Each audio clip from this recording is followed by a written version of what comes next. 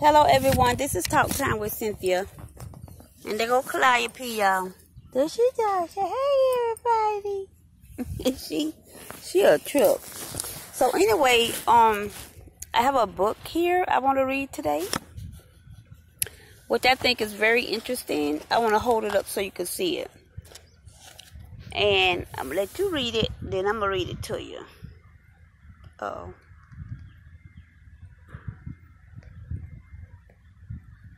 Okay.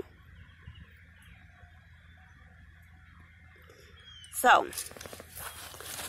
this is the Good Steward Financial Empowerment Series. The Black Tax, the cost of being black in America, and what you can do to help create the 6 million jobs and 1.4 million businesses that are missing in the black community. Sean D. Rochester. That's the author of this book, right? And I'm gonna start here. I'm gonna read the dedication that he did for his mother, okay, and a few other people. It says, to my mother Joyce, who sacrificed every day to give my brother and me a better life in a land of opportunity.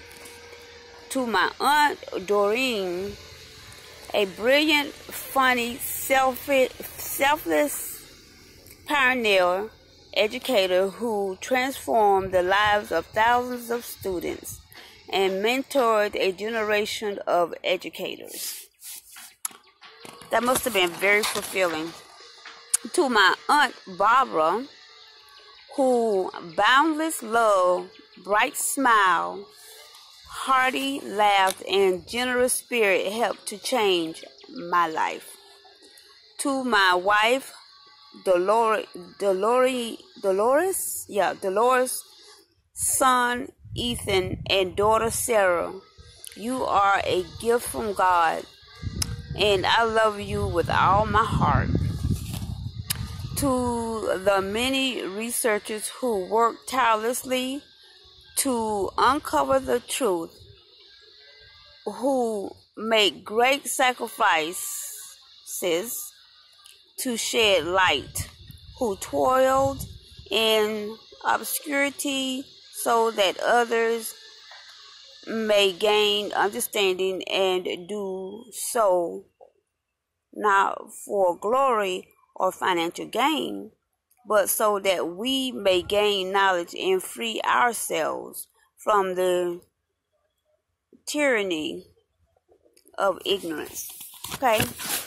So this book, to me, when I read that, it make me feel like that it's going to give black people the knowledge of themselves and where they came from and what they went through in order to be stronger in society, so that we can make a greater contribution.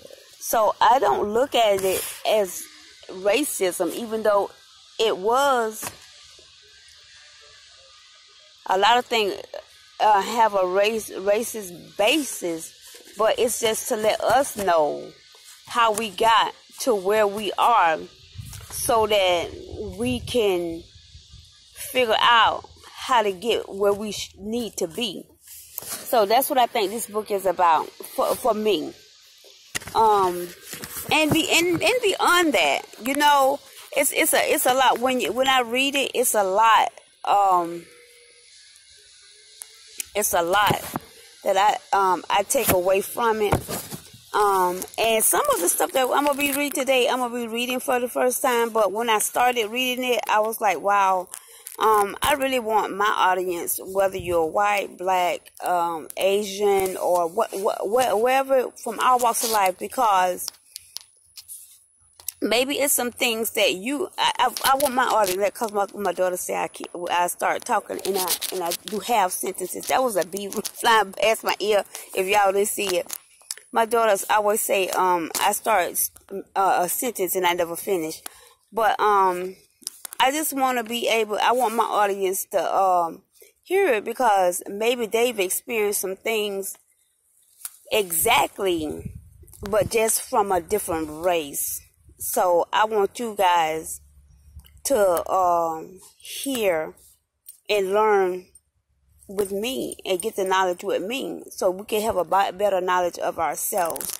And so that and then maybe you, so that maybe you have some experiences that you want to share that happened to you and your race of people. Because I feel like once we get knowledge of self, then we can better reach for other people outside of our race. And when we strengthen ourselves, we can reach up and strengthen other people that don't know how to get knowledge of themselves, or doesn't have those tools available to them. So I feel like that I want to share this with my viewers, my subscribers, my loved ones. I love you guys. So I just want you guys to know, like, everything, not to assume and have assumptions as to what went on, but just to get knowledge and do research and just know for yourself, not things that you've heard or things that somebody told you or whatever, but just get dates and times and reasons as to why things are the way they are. And when you look at a people, you know, black people, white people, and that's why I say black people and white people, so that you'll know, and once you know, because people are afraid of things that they don't know, and once you know, you're not afraid anymore, because there's always a great fear of the unknown, right? So let's just learn and see. Okay, so this is I'm trying to see how many parts, because it's like parts. It is 3 parts to this book. It's a thin book, so you guys can see. I've had it for a while, but I just decided to pick it up. That's why my pages look crazy. But I ordered it, and I ended up ordering more than one, so on accident. But I'm glad I did, because I really would like to pass it on to somebody. And if somebody comment down below, the first person who comments, I'm gonna and comment your address, I will send you. I gotta find it first, but I will send you the other book. Okay, so let's start on part 1. Okay.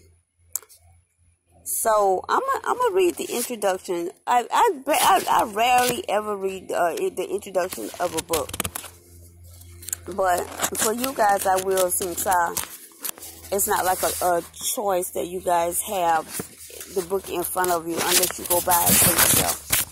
So here we go. And the introduction is why write a book called The Black Tax. Okay.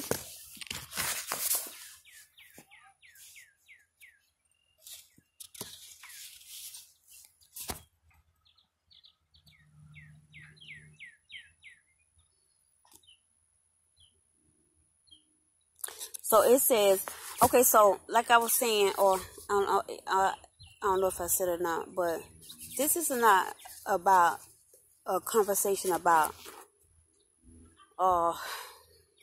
war against one another. It's about knowledge of self, knowledge of my race, and maybe you could take away from this to find out knowledge of your race, so you could become better in your race too. Okay, it's not about learning stuff so you can hate people deeper. It's about learning things that you can love yourself more, and you have a reason as to why you are where you are, why things happen the way they happen, or why are you trying to figure out, well, why can't I this, or why can't I that, or this is going to have a lot of answers, is what I'm trying to say. So, without further ado, because it's some things in here that's going to be like really touchy subject, but just bear with the book and the author and with me, because I feel like it's things in here, some of the things in here need to be said. So, it says, if you know the enemy and know yourself, you need not fear the result of 100 battles. If you know yourself, but not the enemy, for every victory gained, you will also suffer a defeat. If you know neither the enemy nor yourself, you will succumb to every battle. And this is by The Art of War, Sun Tzu, TZU. So, okay. So let's read the introduction, guys. Why write a book called The Black Tax? The Black Tax, The Cost of Being Black in America, is book 2 in the Good Steward Financial Empowerment series, and is a continuation of my first book, CPR for the Soul. How to give yourself a 20% raise, eliminate your debt, and leave an inheritance for your children's children, and CPR for the Soul. I talk about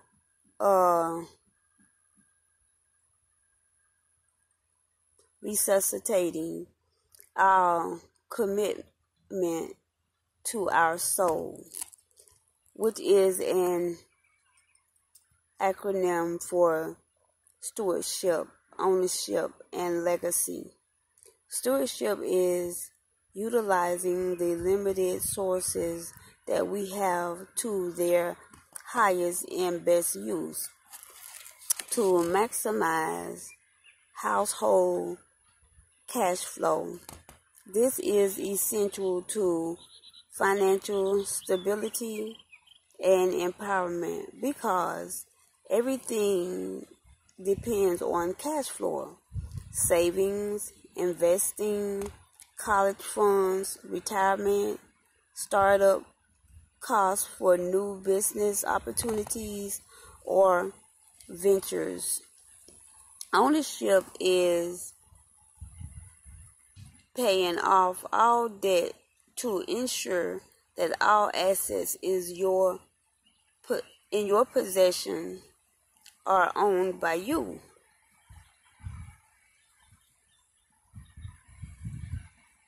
Free and clear of all claims.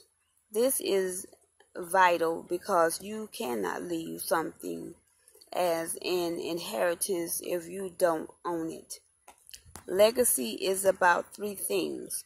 The first is being able to retire with enough income, generating assets so you can live with dignity.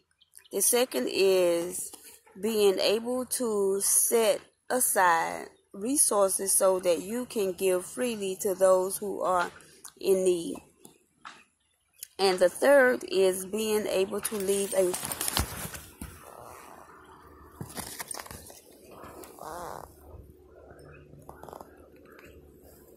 Crappy, why you crazy? Got us about to run. Like you saw a snake or something. I don't doubt it.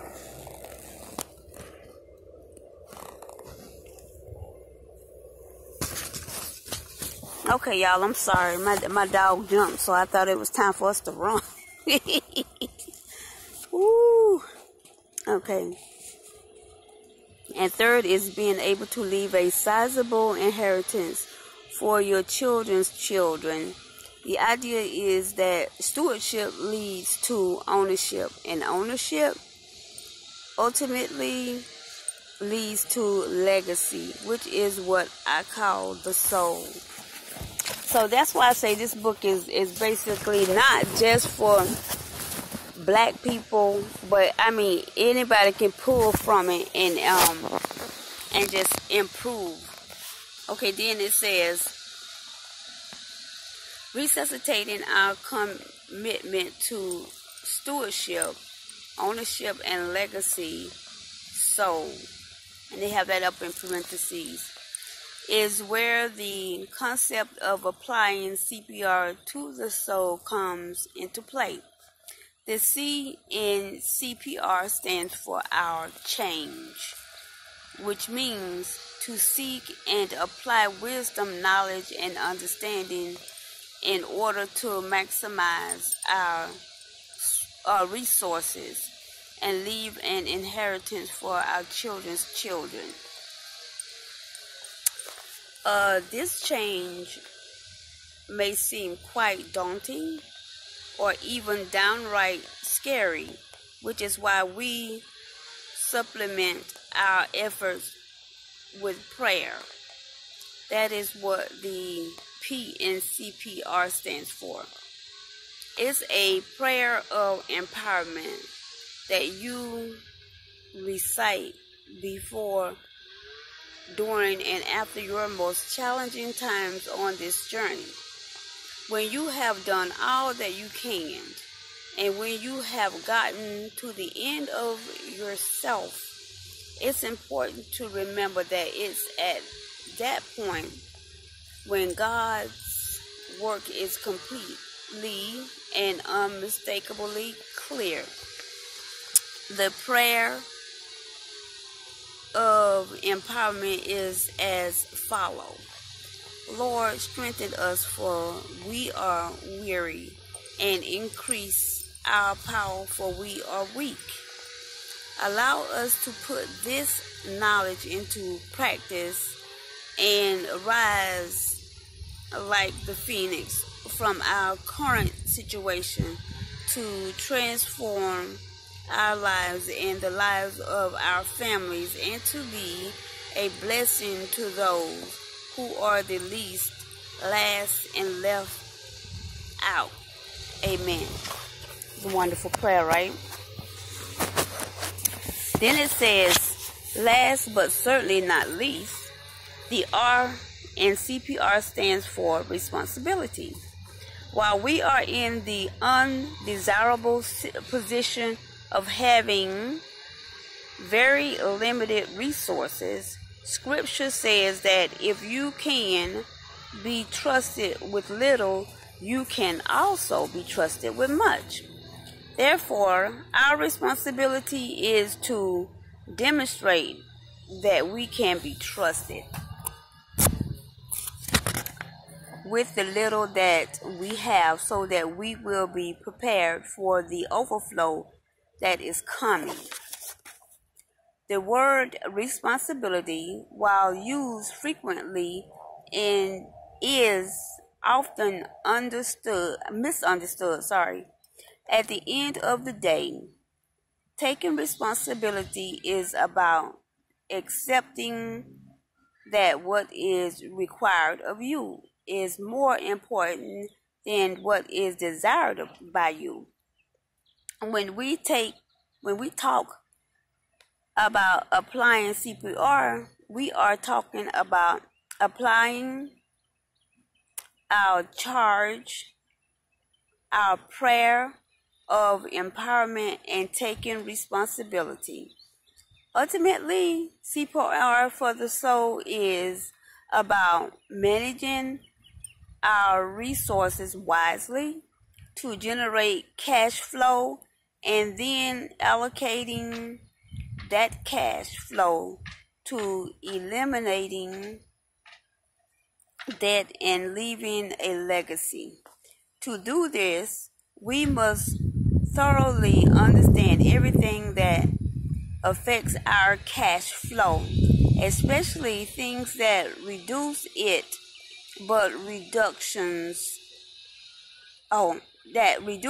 because reduction to cash flow leads to reductions to legacy. The black tax that African Americans face in the form of biases greatly reduces our cash flow. This leads us to book 2, the black tax. The black tax. Over the last 20 years, I have read various articles about the impact of implicit bias on African Americans. The research looked at various marketplaces such as housing, business, finance, and automotive industry, online commerce, and employment.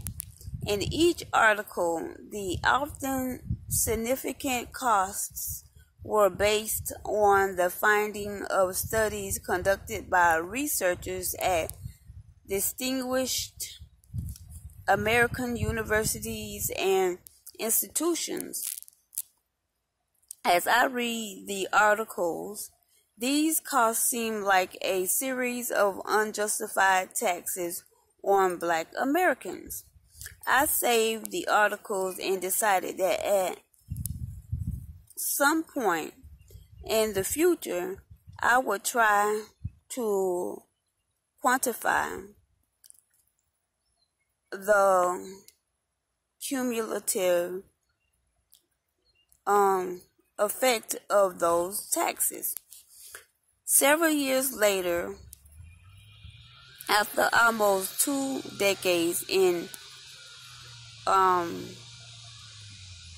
corporate America, I started a financial education and advisory company called Good Steward LLC.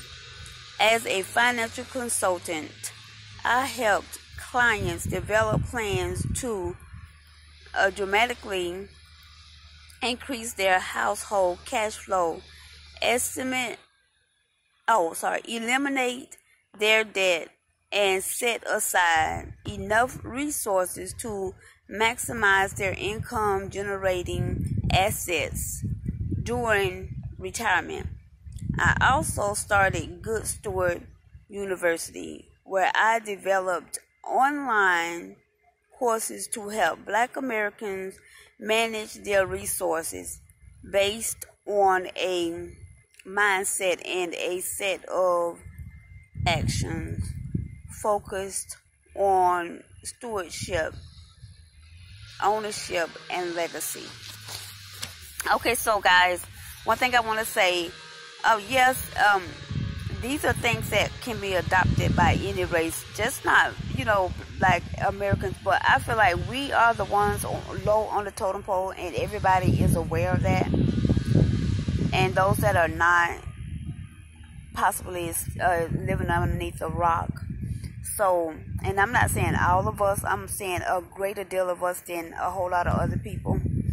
So, and so that's why we just felt the need to reach out to our people, so that when it's time for us to come together with other races, that we will be more prepared, I think. Okay, so, and another thing is, I'm almost at 30 minutes, so I don't want to belabor you guys too long and make you sit for so long. But just comment down below if you want me to read longer, and give me time limits or whatever. That way I can, read more and more into the book. But I'm going to just limit it basically to 30 minutes. Okay? So let me continue. Within Good Steward University, I developed a course called the Black Tax, the incremental cost of being Black in America. I created that course based on viewing 25 years of research. I got some in my eye. I created that course based on viewing 25 years of research on the cost of implicit bias on African Americans. That cost is what I initially called the black tax. As I researched the findings from a multitude of studies, articles, and books, my focus was not on the moral implications of an unjustified tax, but rather the size and financial impact of that tax on Black Americans. This tax is insidious in many ways because it reduces Black Americans' cash flow, therefore reducing our ability to leave a legacy for our children and their children. And unlike other taxes, it provides no positive future benefit whatsoever to Black Americans. The desire to leave a legacy is a deeply held belief for every Black American, regardless of gender, religion, or ethnicity, national origin, especially Blacks who have immigrated from countries in Africa, the Caribbean, and South and Central America. This black tax creates a gap between Black America's desire to leave a legacy and our ability to do so. I wanted to quantify this tax and make people aware of the costs that they are subjected to and are unknowingly paying. I also wanted to inform and arm them with strategies that will help to migrate that cost. Okay, so we almost to the end of it, guys. I got about a 2.5 minutes, a little bit less than that. It says the findings from reviewing what 20 years of research revealed about the cost of the conscious, explicit, and unconscious implicit bias against African Americans are in part: 1, the current black tax, the pervasive,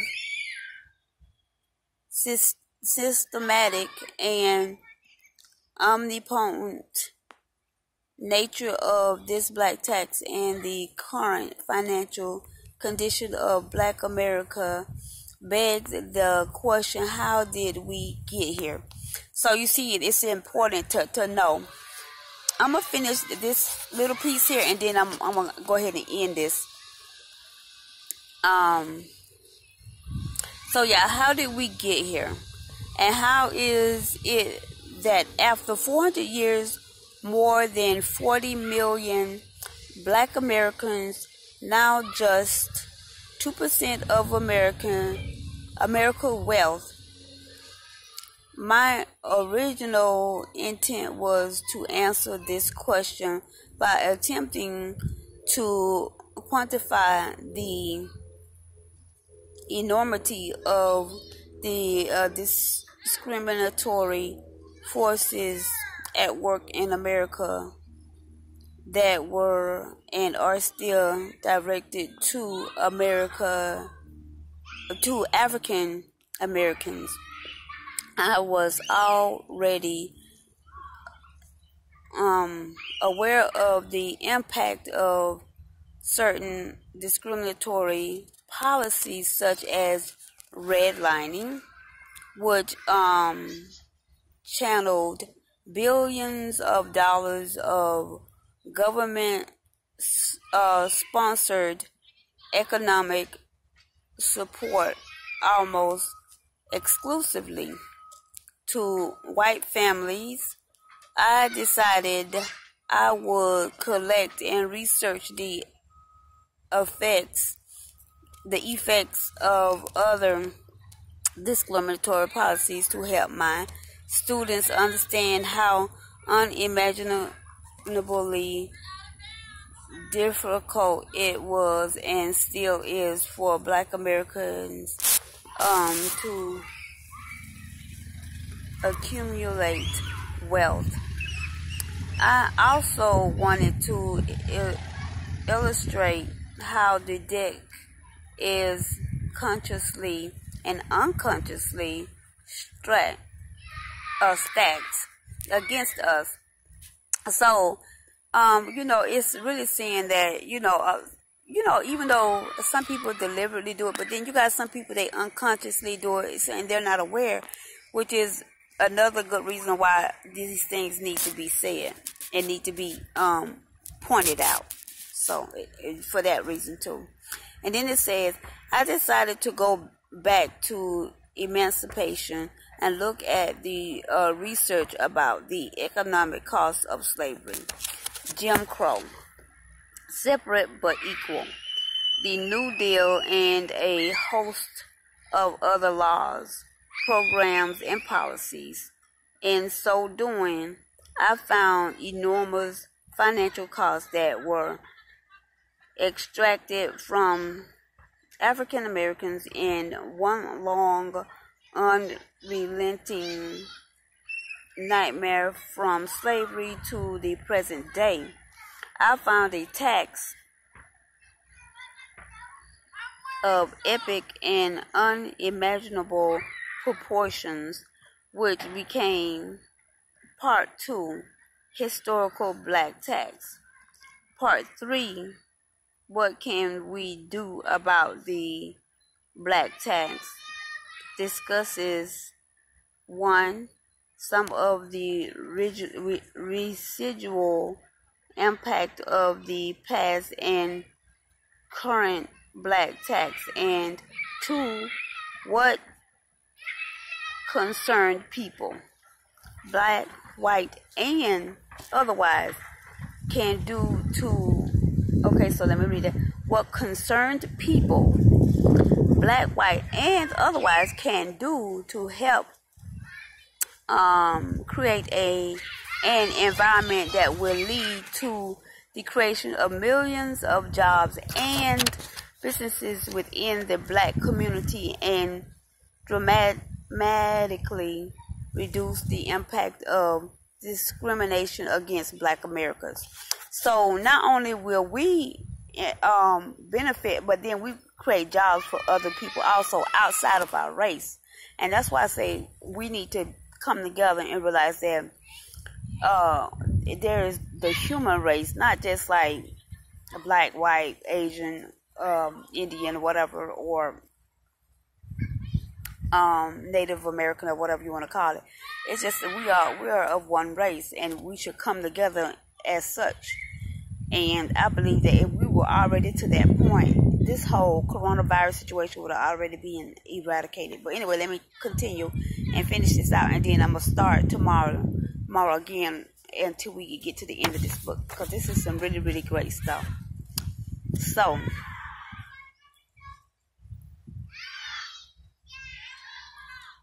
okay, so let me make sure I'm starting back in the right place, because I'm running my mouth.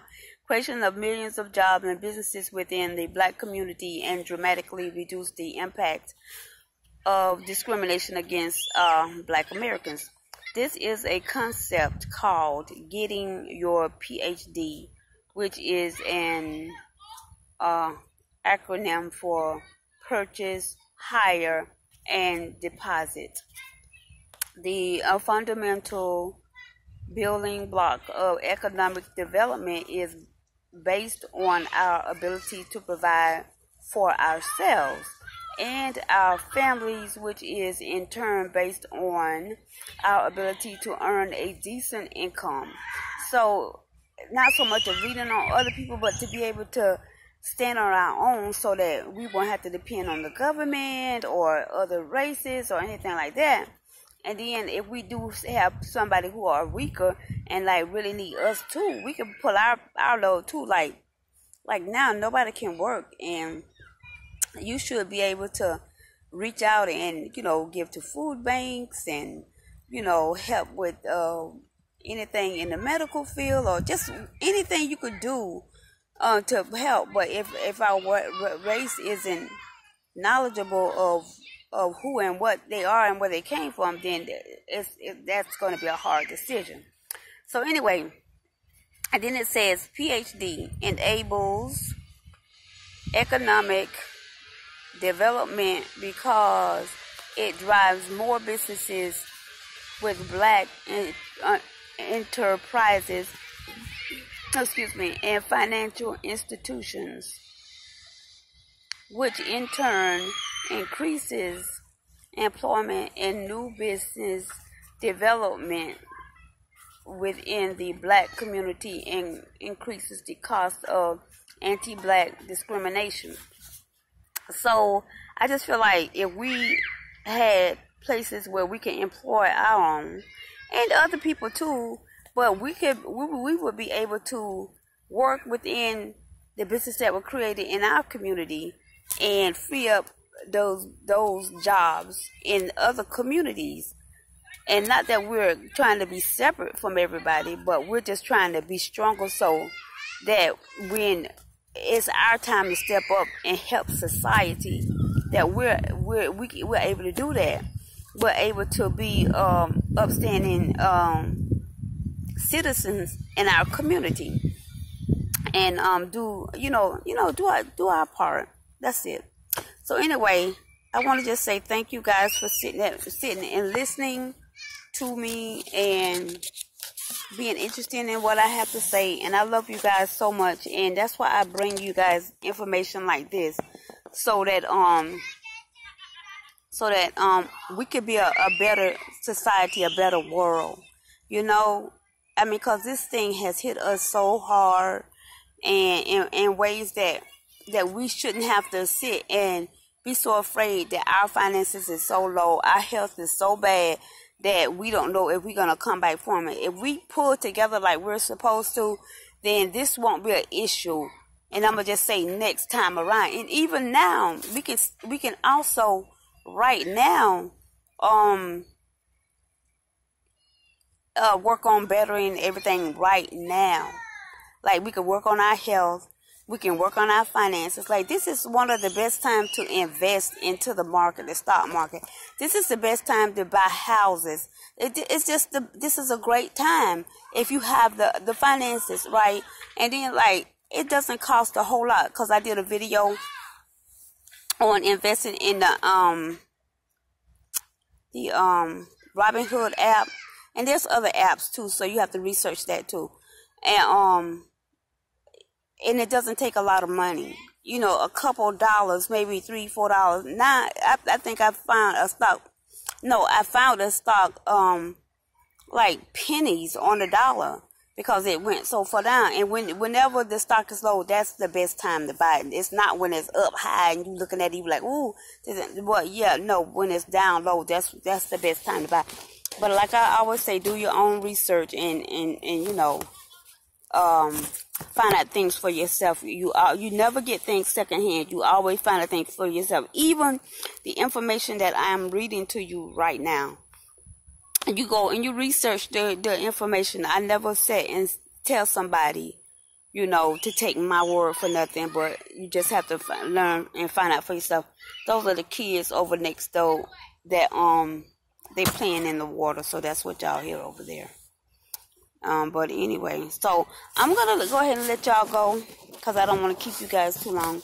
But anyway, I love you guys so much, and knowledge is power, guys. And when you know better, you can do better, right?